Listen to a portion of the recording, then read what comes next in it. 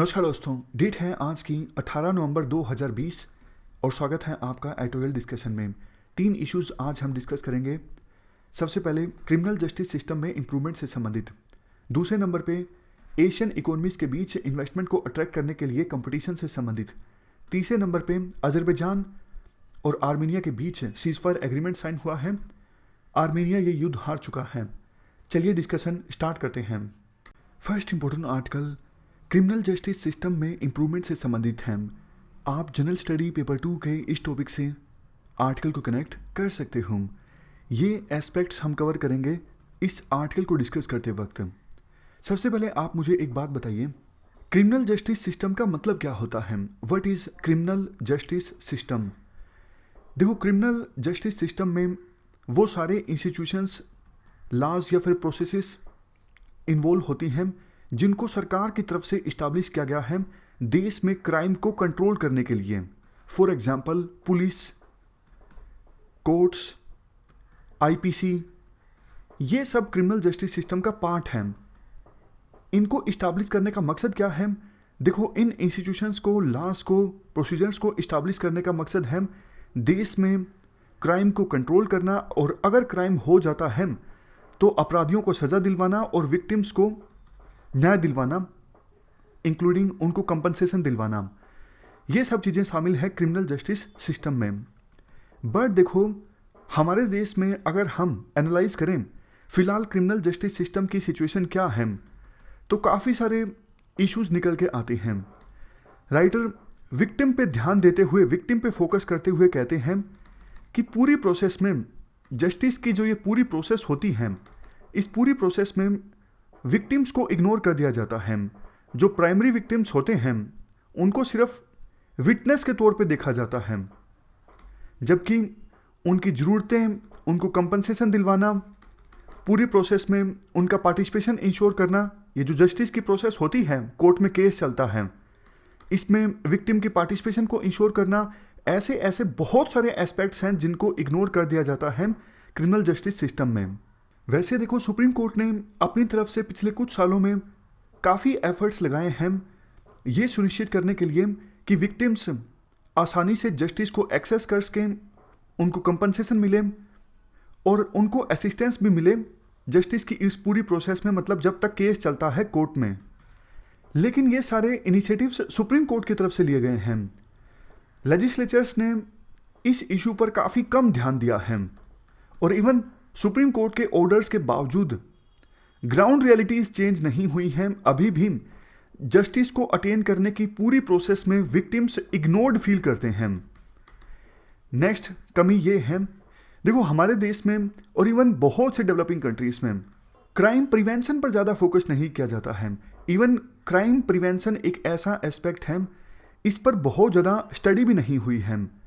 Article में कहा जाता है, देखो एक truly effective criminal justice system जो होता है वो पहले से ही पोटेंशियल विक्टिम्स को आइडेंटिफाई कर सकता है और स्टेप्स लेता है उनको प्रोटेक्ट करने की। जैसे मैं आपको एग्जांपल देता हूँ, आपको एक चीज़ का पता है, जो एल्डर सिटीजन्स होते हैं, जो घर में अकेले रहते हैं, उनको ज़्यादा खतरा होता है लूटपाट से। बहुत सारे आपने ऐसे क्राइम्स देखे होंगे कि घर में जो बूढ़े दंपति हैं उनको मार दिया गया और सामान लूट लिया गया। ऐसी बहुत सी खबरें आपने सुनी होंगी। तो इस केस में जो ये एल्डर सिटीजन्स हैं, कहीं रह रहे हैं, तो ये पोटेंशियल विक्टिम हैं, मतलब कुछ ऐसी घटना इनके साथ घटित हो सकती हैं। तो अगर स्टेट पहले से ही पोटेंशियल विक्टिम्स को आइडेंटिफाई करके इनफ स्टेप्स लेता है ताकि क्राइम को प्रिवेंट किया जा सके, तो ये truly effective criminal justice system होगा राइटर के अनुसार। तो राइटर ने कुछ कमियां बताई आर्टिकल की शुरुआत में। अब इसके बाद राइटर सजेशंस बताते हैं कैसे क्रिमिनल जस्टिस सिस्टम में इंप्रूवमेंट लाई जाए। सबसे पहला सजेशन, क्राइम घटित होने के बाद विक्टिम को यानी पीड़ित को सिर्फ एक विटनेस के तौर पे ना देखा जाए। विक्टिम की अपनी रिक्वायरमेंट्स और अधिकार होते हैं, उनको रिकॉग्नाइज किया जाए। दूसरा सजेशन, देखो विक्टिम्स को यानी पीड़ितों को जस्टिस देना है, इसे सिर्फ आर्टिकल 39A के नज़रिए से ना देखा जाए। बताइए आर्टिकल 39A क्या है? आर्टिकल 39A है free legal aid to poor and vulnerable sections and ensure justice to all. ये है आर्टिकल 39A। ये देखो डीपीएसपी में आता है, और जैसा आपको पता है डीपीएसपी नॉन इन्फोर्सिबल है। राइटर ये कहते हैं कि विक्टिम्स को जस्टिस देना है। इसे आप आर्टिकल 14 और आर्टिकल 21 के नजरिए से भी देखिए। आर्टिकल 14 क्या है? इक्वलिटी बिफोर लॉ और इक्वल प्रोटेक्शन बिफोर लॉ। और आर्टिकल 21 क्या है? Right to life. तो जस्टिस देना है विक्टिम्स को, ये उनका फंडामेंटल राइट है। आप इसे सिर्फ डीपीएसपी के नजरिए से ना देखिए कि ये स्टेट की ड्यूटी है, लेकिन ये नॉन इन्फोर्सिबल है, स्टेट अपनी तरफ से जितना हो सकेगा प्रयास करेगा। अरे नहीं भैया, विक्टिम्स का फंडामेंटल राइट है और ये इन्फोर्सिबल है, आपको जस्टिस देना ही होगा विक्टिम को। तीसरा सजेशन, कंप्लेन मैकेनिज्म को मजबूत बनाने की आवश्यकता है। देखो बहुत बार ऐसा देखा जाता है, जो कोग्निजेबल ऑफेंसेस होते हैं, कोग्निजेबल ऑफेंसेस मतलब ऐसे ऑफेंसेस जिनको इन्वेस्टिगेट करने के लिए पुलिस को मजिस्ट्रेट की परमिशन की आवश्यकता नहीं होती। कोग्निजेबल ऑफेंसेस में पुलिस एक्यूज्ड को गिरफ्तार कर सकती है इवन बिना वारंट के। तो अक्सर ऐसा देखा जाता है, पुलिस आसानी से एफआईआर दर्ज नहीं करती कोग्निजेबल ऑफेंसेस में। तो इस संदर्भ में जो कंप्लेन मैकेनिज्म है, इसे मजबूत बनाया जाए। आपने भी काफ़ी बार ऐसी खबरें न्यूज़पेपर्स में देखी होंगी, रेप हुआ, पुलिस ने रेप मानने से इनकार कर दिया, एफआईआर दर्ज करने से मना कर दिया। इस प्रकार से विक्टिम्स जस्टिस से वंचित रह जाते हैं, मतलब जस्टिस को अटेन नहीं कर पाते। नेक्स्ट पॉइंट, देखो क्रिमिनल जस्टिस सिस्टम में सारा जो प्रोसीजर होता है, चाहे वो पुलिस का केस को, क्राइम को इन्वेस्टिगेट करने की बात हो या फिर बात में कोर्ट में ट्रायल का चलना हो, सारा प्रोसीजर विक्टिम फ्रेंडली होना चाहिए। विक्टिम को किसी प्रकार की असुविधा नहीं होनी चाहिए। नेक्स्ट सजेशन, देखो ये भी रिकॉग्नाइज करने की आवश्यकता है कि क्रिमिनल जस्टिस सिस्टम के पूरे प्रोसीजर में विक्टिम्स का पार्टिसिपेशन हो। ऐसा नहीं कि केस चल रहा है और विक्टिम अगर पूछे केस का क्या स्टेटस है, पुलिस वाले भगा दें कि नहीं आपको नहीं बताएंगे, पता लग जाएगा। कोर्ट में क्या चल रहा है तो भी विक्टिम को कुछ नहीं पता लग रहा। ऐसा नहीं होना चाहिए। विक्टिम को आप शामिल करो इस पूरी प्रोसेस में। और देखो, अगर विक्टिम को पूरी प्रोसेस का पता लगता रहता है कि अभी केस का क्या स्टेटस है, तो फिर ये विक्टिम की सेफ्टी और सिक्योरिटी को इंश्योर करने के लिए भी जरूरी है। देखो, मान लीजिए कोई रेप का आरोपी है, जेल में बंद है, अभी उसे बेल मिल गई और विक्टिम को पता ही नहीं, तो ऐसी सिचुएशन में विक्टिम की जान को खतरा है ना। आपने देखा होगा यूपी में एक केस सामने आया था, रेप के आरोपी ने बेल पर छूटकर हत्या कर दी थी विक्टिम की। इसीलिए विक्टिम को सारी इंफॉर्मेशन होनी चाहिए केस के स्टेटस के बारे में, और ये इसलिए भी इंपॉर्टेंट है ताकि विक्टिम की सेफ्टी एंड सिक्योरिटी को इंश्योर किया जा सके। नेक्स्ट पॉइंट, स्टेट अपनी तरफ से कोशिश करें कि विक्टिम्स लीगल एड को यानी कानूनी मदद को आसानी से एक्सेस कर सकें। अभी देखो, आपको पता है स्कीम्स तो हैं जो वल्नरेबल सेक्शंस हैं उनको फ्री लीगल एड प्रोवाइड करने के लिए, लेकिन बहुत लोगों को पता नहीं होता और प्रोसीजर्स भी इतने सिंपल नहीं हैं कि वल्नरेबल सेक्शंस लीगल एड को एक्सेस कर सकें आसानी से। तो और ज़्यादा प्रयास करने की आवश्यकता है ताकि विक्टिम्स आसानी से लीगल एड को जो सरकार के द्वारा प्रोवाइड की जाती है उसे एक्सेस कर सकें। नेक्स्ट पॉइंट, और अगर देखो लीगल एड मिलती है विक्टिम्स को तो वो और अच्छे ढंग से पूरी प्रोसेस में इन्वॉल्व होंगे। इसके बाद नेक्स्ट पॉइंट है, असिस्टेंस के कंसेप्ट को सभी क्राइम्स के लिए इम्प्लीमेंट किया जाए। देखो, अभी फ़िलहाल जो रेप और एसिड अटैक के विक्टिम्स होते हैं उनको स्टेट काफ़ी तरह की एड प्रोवाइड करता है, जैसे medical assistance, psychological assistance, financial assistance, material assistance. ये जो असिस्टेंस का कंसेप्ट है 1985 की UN declaration of basic principles of justice for victims of crime and abuse of power में एनविसाज किया गया था। राइटर ये सजेस्ट करते हैं कि असिस्टेंस के इस कंसेप्ट को सभी क्राइम्स के विक्टिम्स के लिए इम्प्लीमेंट किया जाए। अभी सिर्फ रेप और एसिड अटैक के विक्टिम्स को ये सारी असिस्टेंस मिलती हैं, psychological assistance, medical assistance, financial और मटेरियल असिस्टेंस। सभी क्राइम्स के विक्टिम्स को ये असिस्टेंस मिलनी चाहिए स्टेट की तरफ से। इसके लिए विभिन्न इंस्टीट्यूशंस की जो कैपेसिटी है वो बिल्ड करनी होगी, इंफ्रास्ट्रक्चर सरकार को क्रिएट करना होगा, जैसे वन स्टॉप सेंटर्स, ऑलरेडी जो फंक्शनरीज हैं, ऑफिशियल्स हैं, उनको ट्रेन करना होगा। इसके साथ साथ वो एनजीओज जो विक्टिम्स को असिस्टेंस प्रोवाइड करते हैं उनके साथ भी सरकार को एंगेज करना होगा। अब इसके बाद है राइट टू कंपनसेशन। वैसे तो देखो सीआरपीसी यानी कोड ऑफ क्रिमिनल प्रोसीजर के सेक्शन 357A में विक्टिम कंपनसेशन स्कीम मेंशन है, विक्टिम्स को कंपनसेशन देने का प्रावधान है। बट देखो कंपनसेशन काफ़ी कम दी जाती है और उसको एक्सेस करना भी काफ़ी ज़्यादा डिफिकल्ट है। तो राइटर कहते हैं जो ये राइट टू कंपनसेशन है विक्टिम्स का, इसको और ज़्यादा मजबूत बनाया जाए, उनको पैसा ज़्यादा मिले और आसानी से उस पैसे को वो एक्सेस भी कर सकें, ऐसा राइटर के द्वारा सजेस्ट किया जाता है। अब लास्ट में देखो दो राइट्स के बीच में डिफरेंस राइटर के द्वारा बताया जाता है, एक है राइट टू रेस्टिट्यूशन और दूसरा है राइट टू कंपनसेशन। डिफरेंस क्या है इन दोनों के बीच में?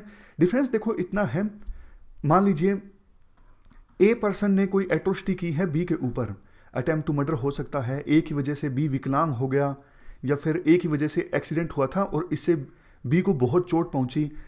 अगर कोर्ट क्या करता है, ए पर फाइन लगाता है जिसने एक्सीडेंट किया था, मान लीजिए 5 लाख का फाइन लगा दिया ए पर और वो पैसा दे दिया गया बी को, तो ये हुआ रेस्टिट्यूशन। मतलब अपराधी पर कोर्ट की तरफ से फाइन लगाया गया है और उस फाइन का कुछ पैसा या फिर पूरा का पूरा जो पैसा है वो विक्टिम को दिया गया है कंपनसेशन के तौर पर। यह हुआ राइट टू रेस्टिट्यूशन। बोला गया है सुप्रीम कोर्ट के द्वारा बार बार कि विभिन्न कोर्ट्स रेस्टिट्यूशन के प्रोविजन का इस्तेमाल करें और विक्टिम्स को मदद दिलवाने की कोशिश करें। बट राइटर सजेस्ट करते हैं इसे आप मैंडेटरी बना दो। अब दूसरी तरफ है एक राइट टू कंपनसेशन।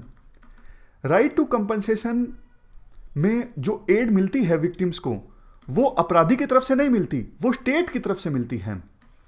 समझ गए? मान लीजिए एक्सीडेंट हुआ, ए की वजह से एक्सीडेंट हुआ था, बी दिव्यांग हो गया एक्सीडेंट के बाद में, तो बी को मदद अगर सरकार की तरफ से मिलती है, स्टेट मदद देता है, तो वो है राइट टू कंपनसेशन।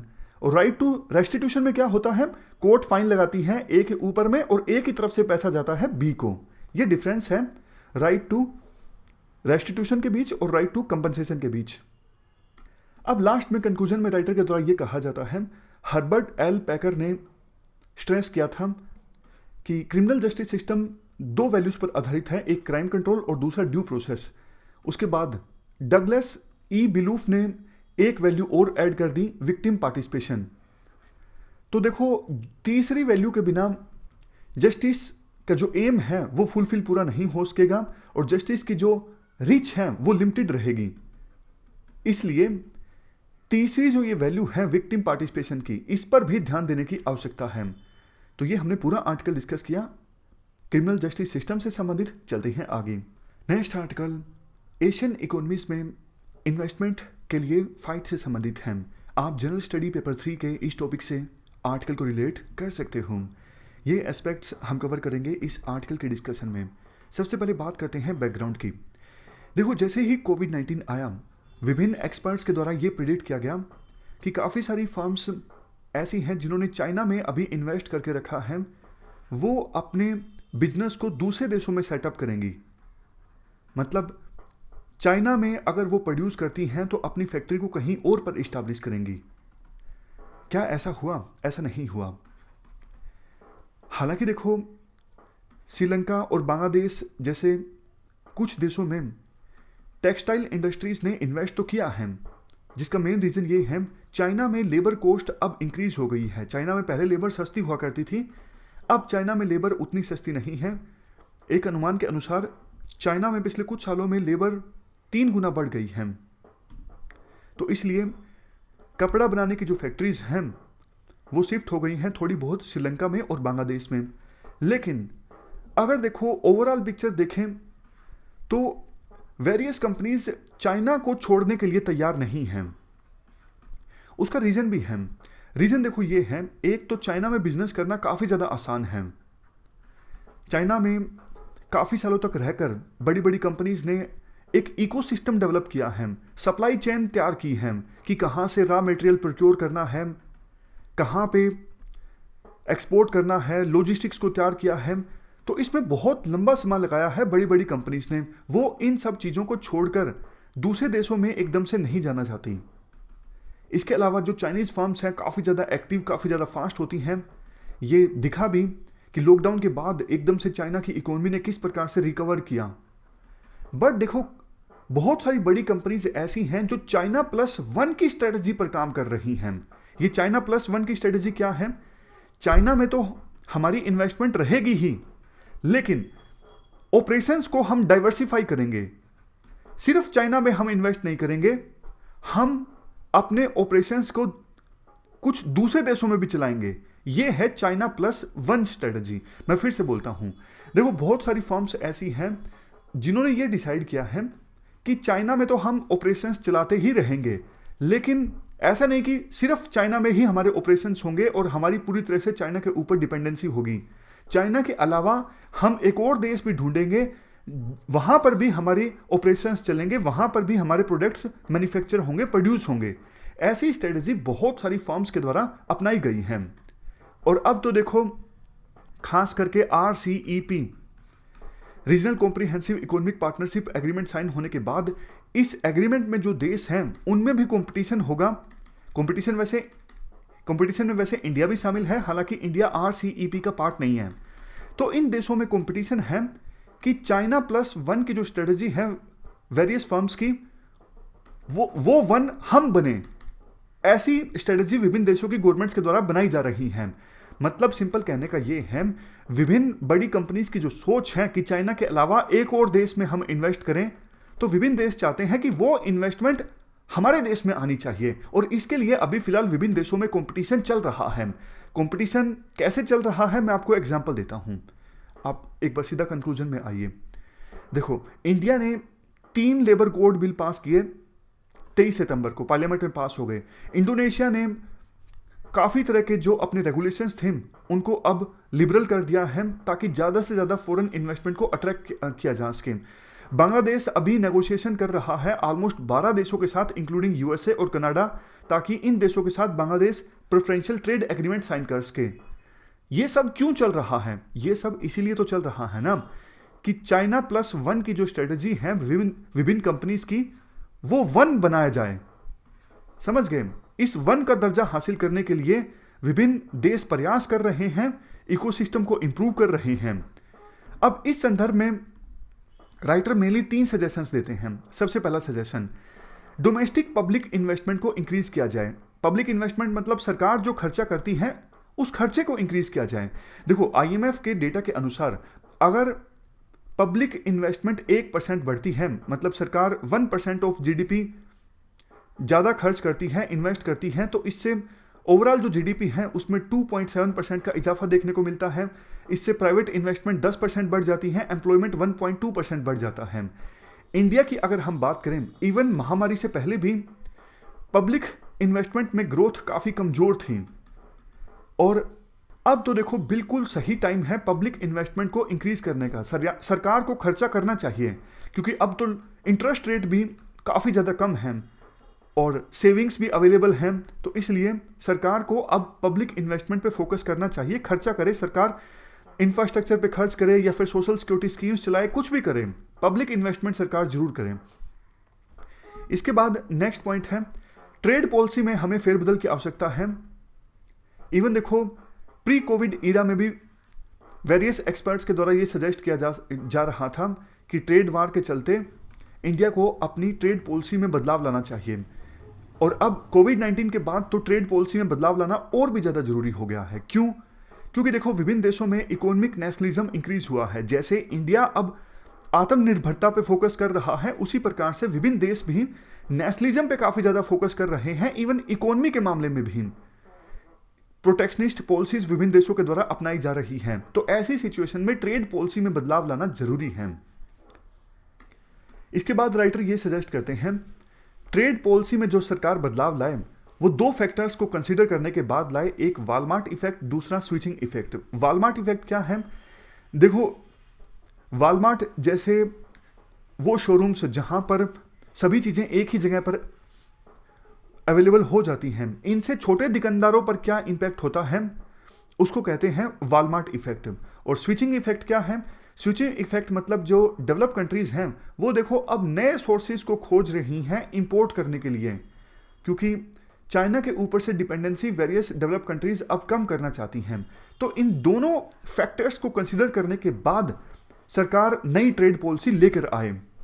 तीसरा सजेशन, ये तो आपका फेवरेट है, लेबर फोर्स में महिलाओं का पार्टिसिपेशन सरकार इंश्योर करे ज़्यादा। अभी देखो इंडिया में वुमेन का पार्टिसिपेशन लेबर फोर्स में काफ़ी कम है, बढ़ना चाहिए लेकिन कम हो रहा है, उल्टा है। हमने काफ़ी बार ये डिस्कस भी किया है, रीज़न क्या है। 2004-05 में महिलाओं का लेबर फोर्स में पार्टिसिपेशन था 23.3%, नहीं सॉरी 2004-05 में महिलाओं का पार्टिसिपेशन लेबर फोर्स में था 42.7% और 2017-18 में घट के हो गया 23.3%। और देखो सबसे बुरा वो 10 देश जहां पर महिलाओं का पार्टिसिपेशन लेबर फोर्स में सबसे बुरा है, उन लास्ट के 10 देशों में इंडिया आता है। ये देखो सबसे बुरा तो येमन में है, सिर्फ 6% महिलाएं लेबर फोर्स में पार्टिसिपेट करती हैं और इंडिया की परफॉर्मेंस भी काफ़ी ख़राब है। देखो आप सोच के देखिए, अगर महिलाएं ज़्यादा काम करेंगी इकोनॉमी में तो इकोनॉमिक एक्टिविटीज़ ज़्यादा होंगी, फैमिलीज़ में इनकम जनरेट होंगी तो बाहर खर्चा होगा, डिमांड बढ़ेगी, हमारी इकोनॉमी को कितना ज़्यादा बूस्ट मिलेगा। और इसके साथ साथ इक्वालिटी भी आएगी, वुमेन एम्पावरमेंट होगी। तो इस तरफ तो ज़रूर फोकस सरकार को करना चाहिए।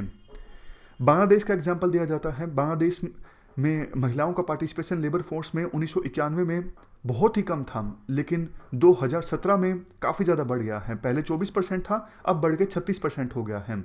अगर देखो सरकार महिलाओं के लेबर फोर्स में पार्टिसिपेशन में जो भी रुकावटें हैं उनको एड्रेस कर देती हैं तो इससे इंडिया को बहुत फ़ायदा होगा। इसके लिए क्या करना होगा? देखो मैन्युफैक्चरिंग सेक्टर को ऐसी लेबर इंटेंसिव जॉब्स क्रिएट करनी होंगी जिसके लिए रूरल और सेमी अर्बन वुमेन क्वालिफाइड हैं। लास्ट में कंक्लूजन में ये कहा जाता है कि देखो विभिन्न देशों के बीच में अभी कंपटीशन चल रहा है ज़्यादा से ज़्यादा इन्वेस्टमेंट अट्रैक्ट करने के लिए, तो सरकार पीछे ना रह जाए। इसलिए सरकार ने जो ये प्रोसेस स्टार्ट की है इकोनॉमी में रिफॉर्म्स लाने की, इस प्रोसेस को सरकार को आगे भी कंटिन्यू करना होगा, क्योंकि विभिन्न खास करके एशियन कंट्रीज़ के बीच कंपटीशन काफ़ी ज़्यादा टफ है ज़्यादा से ज़्यादा इन्वेस्टमेंट को अट्रैक्ट करने के लिए। तो ये हमने पूरा आर्टिकल डिस्कस किया। चलते हैं आगे। Next article fragile cease fire के बारे में है। देखो आपको इतना तो पता है, आर्मेनिया और अजरबैजान के बीच फाइट चल रही थी एक रीजन को लेके। कौन सा रीजन है? नागोर्नो काराबख। जैसे देखो कश्मीर को लेके डिस्प्यूट है इंडिया और पाकिस्तान के बीच। हालांकि आपको आंसर्स में कभी नहीं लिखना कि कश्मीर को लेके डिस्प्यूट है। सरकार का जो स्टैंड है कश्मीर को लेके आपको वही लिखना है हमेशा आंसर्स में और इंटरव्यू में भी। सरकार का कहना है कश्मीर को लेके कोई डिस्प्यूट नहीं है। इंस्ट्रूमेंट ऑफ एक्सेशन साइन होने के बाद में कश्मीर इंडिया का इंटीग्रल पार्ट है और इंडिया का भी नहीं मानता कश्मीर को लेकर डिस्प्यूट है। ये तो सिर्फ आपको बताने के लिए था। जैसे इंडिया और पाकिस्तान के बीच कश्मीर एक इशू है, उसी प्रकार से आर्मेनिया और अजरबैजान के बीच नागोर्नो काराबख रीजन को लेकर डिस्प्यूट था काफ़ी लंबे समय से। 1994 में आर्मेनिया स्ट्रॉन्ग था, वार हुआ था आर्मेनिया और अजरबैजान के बीच, और उस समय आर्मेनिया ने इस रीजन पर अपना कंट्रोल इस्टाब्लिश कर लिया था, नागोर्नो काराबख। लेकिन देखो समय का पहिया घूमा। आज के समय में आर्मेनिया इतना स्ट्रॉन्ग नहीं था, अजरबैजान ज़्यादा स्ट्रॉन्ग था। तो अजरबैजान ने धमकी दे दी कि ये हिस्सा नागोर्नो काराबख या तो हमें आप वापस दीजिए, अदरवाइज हम युद्ध स्टार्ट कर रहे हैं। अजरबैजान को सपोर्ट हासिल थी किसकी? टर्की की। टर्की ने काफ़ी लेटेस्ट ड्रोन्स प्रोवाइड किए, अजरबैजान को मिलिट्री एडवाइज़र प्रोवाइड किए और वार स्टार्ट हो गया अजरबैजान और आर्मेनिया के बीच इस रीजन को लेके। काफ़ी दिनों तक ये वार चला और अजरबैजान अब ये युद्ध जीत चुका है। देखो अजरबैजान के पास जो ड्रोन्स थे ना वो बहुत ज़्यादा ताकतवर थे, तो इस रीजन में जो आर्मेनिया की फोर्सेस तैनात थीं उन पर हमला करने के लिए ड्रोन्स का इस्तेमाल किया गया। इसी वजह से अजरबैजान साइड में जो कैजुअलिटीज़ हुई हैं बहुत कम हुई हैं। अब देखो नागोर्नो काराबख रीजन में आर्मेनिया की फोर्सेस तैनात हैं, टैंक हैं, आर्टिलरी मौजूद है, ऊपर से ड्रोन आता है, हमला कर देता है। तो मतलब आर्मेनिया की फोर्सेस का मनोबल बहुत ज़्यादा डाउन हो गया, पता नहीं कब ड्रोन हमला कर दे। और ड्रोन को आप कैसे मारोगे ना, और मार भी दो तो क्या होगा, मशीन ही तो ख़त्म हुई है ना। आपने अजरबैजान के सोल्जर्स को तो नहीं मारा ना। तो इसलिए ये पूरा जो वार था अजरबैजान और आर्मेनिया के बीच, ये एक तरफा साबित हुआ। और टर्की ने जो हेल्प प्रोवाइड की थी अजरबैजान को, वो निर्णायक साबित हुई। वैसे देखो, रशिया की फ्रेंडशिप ट्रीटी थी इनके साथ में, आर्मेनिया के साथ में, बट रशिया ने इतना ज़्यादा सपोर्ट किया ही नहीं आर्मेनिया को। इसीलिए तो वेरियस एक्सपर्ट्स बोलते हैं कि बेशक इंडिया की यूएसए के साथ दोस्ती इंक्रीज हो जाए, कल को इंडिया का चाइना के साथ युद्ध होता है ना, कोई नहीं आएगा, अपने युद्ध खुद ही लड़ने पड़ते हैं। देखो, इंटरनेशनल रिलेशंस में एक बात हमेशा याद रखना, नेशनल इंटरेस्ट सर्वोपरि है। पास्ट में आपका एग्रीमेंट साइन हुआ है, कस्में वादे आपने मिलके खाई हैं, साथ निभाएंगे, कुछ फर्क नहीं पड़ता। सिर्फ एक ही चीज़ मैटर करती है, नेशनल इंटरेस्ट। और कायदे से अब रशिया को हेल्प करनी चाहिए थी आर्मेनिया की, लेकिन नहीं की इन्होंने। मतलब की है सो कॉल्ड, लेकिन जो हेल्प करनी चाहिए थी वो नहीं की। हुआ क्या, ये युद्ध स्टार्ट होने से पहले नागोर्नो काराबाख का पूरा रीजन, इवन नागोर्नो काराबाख के आसपास के गांव जो आर्मेनिया और नागोर्नो काराबाख के बीच में आते हैं, इन सब पर आर्मेनिया का कंट्रोल था। बट युद्ध स्टार्ट होने के बाद अजरबैजान ने नागोर्नो काराबाख के अंदर काफ़ी सारे एरिया पर कब्जा कर लिया और अब सीज फायर एग्रीमेंट साइन हो गया है। सीज फायर एग्रीमेंट में यह तय हुआ है कि जिस देश का जितने एरिया पर कंट्रोल है वो कंट्रोल रहेगा, और नागोर्नो काराबाख के आसपास के जो गांव हैं, विलेजेस हैं, वो आर्मेनिया दे देगा अजरबैजान को। तो ये पूरी तरह से, ये तो घुटने टेकने वाली बात हो गई ना। पहले पूरी तरह से नागोर्नो काराबाख पर आर्मेनिया का कंट्रोल था। इवन नागोर्नो काराबाख और आर्मेनिया के बीच कॉरिडोर में जो गांव पड़ते थे उन पर भी आर्मेनिया का कंट्रोल था। लेकिन सीज फायर एग्रीमेंट में ये तय हुआ है, अभी जिसके पास जितना एरिया है वो रहेगा। ऑलरेडी देखो, अजरबैजान काफ़ी एरिया ले चुका है आर्मेनिया से, तो मतलब फिलहाल के स्टेटस को के अनुसार अजरबैजान को काफ़ी एरिया मिल गया है। इवन सीज फायर एग्रीमेंट में ये भी तय हुआ है कि नागोर्नो काराबाख के आसपास के कुछ गांव जो हैं वो आर्मेनिया देगा अजरबैजान को। एक और प्रोविज़न जो इस सीज फायर एग्रीमेंट में है, रशिया अपनी 2000 सैनिकों को भेजेगा बची हुई आर्मेनियन पॉपुलेशन को बचाने के लिए। ये जो रशियन सैनिक है कहाँ पर तैनात होंगे, आर्मेनियन मेनलैंड और नागोर्नो काराबाख के बीच जो कॉरिडोर है वहाँ पर पेट्रोलिंग की जाएगी इन 2000 रशियन सैनिकों के द्वारा। अब देखो, आर्टिकल में ये कहा जाता है, साफ तौर पर अजरबैजान की जीत हुई है इस युद्ध में, लेकिन देखो आर्मेनिया को बहुत ज़्यादा ह्यूमिलिएशन का सामना करना पड़ा है। और अगर किसी देश का इतना ह्यूमिलिएशन होता है तो फिर उसके बाद पीस इस्टेब्लिश करना मुश्किल होता है, लंबे समय तक पीस रह नहीं पाती। बाद में फिर से युद्ध स्टार्ट हो सकता है अजरबैजान और आर्मेनिया के बीच में। जैसे फर्स्ट वर्ल्ड वार के बाद जो ट्रीटी साइंस हुई थी उनमें काफ़ी ज़्यादा ह्यूमिलिएशन का सामना करना पड़ा था जर्मनी को, और बाद में सेकेंड वर्ल्ड वार हुआ। तो ये ट्रीटी जो साइन हुई है ये आर्मेनिया के लिए बहुत ज़्यादा ह्यूमिलिएशन वाली है। इवन आर्मेनिया में जनता का इतना गुस्सा है कि आर्मेनिया में वो पार्लियामेंट जो है, पार्लियामेंट के स्पीकर को लिंच कर दिया गया। लोग सड़कों पर हैं, प्रधानमंत्री का इस्तीफा मांग रहे हैं कि आपने ये क्या कर दिया, कैसा एग्रीमेंट आपने साइन कर लिया, ये तो बहुत ही गलत कर दिया आपने। तो आर्मेनिया के लोगों में काफ़ी गुस्सा है। और देखो, जियोपॉलिटिकल इक्वेशंस की बात करें तो इस युद्ध के खत्म होने के बाद टर्की स्ट्रांग हुआ है, क्योंकि टर्की ने मदद दी थी अजरबैजान को। अब टर्की का जो दबदबा है इस पूरे रीजन में इंक्रीज हुआ है। और वैसे तो रशिया ने सीज फायर एग्रीमेंट साइन करवाया है अजरबैजान और आर्मेनिया के बीच, बट रशिया का दबदबा कम हुआ है। क्यों? अरे भाई, आपकी ट्रीटी थी आर्मेनिया के साथ में, आपने मदद नहीं की उनकी, वो मदद मांगते रहे आपकी, आपने कुछ नहीं किया। तो रशिया का जो दबदबा है वो कमज़ोर हुआ है। इवन रशिया नहीं चाहता था कि टर्की अजरबैजान की मदद करे इस युद्ध में, बट क्या टर्की ने रशिया की बात मानी? बिल्कुल नहीं। तो ये थी हमारी आज की डिस्कशन। आज हमने 3 इश्यूज़ को डिस्कस किया। फिलहाल इस डिस्कशन में इतना ही है। Thank you very much for discussion.